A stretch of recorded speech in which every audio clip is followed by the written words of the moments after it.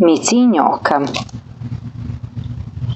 Deda Radonja, njegova unuka Sonja i keruša Njoka živjeli su vrlo složno, dok jednog dana deda Radonja nije doneo iz šume sasvim malo tek okoćeno lisiče. Njoka je odmah rekla: "Ta buduća živinolovka ne može ostati s nama."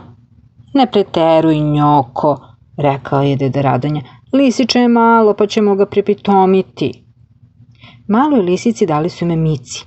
Sonja ju je othranila na cuclu i Mici je ubrzo postala divna lisica, sjajno riđe dlake. Bila je pitoma i kokoške joj na pamet nisu padale. Ipak, Njoka je ostala hladna prema njoj. U proleće Njoka se oštenila.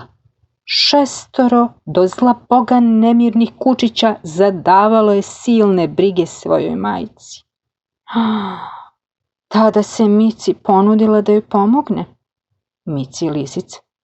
Njoka je nerado pristala, ali kada je videla sa koliko ljubavi Mici neguje njenu štenad, promenila je mišljenje.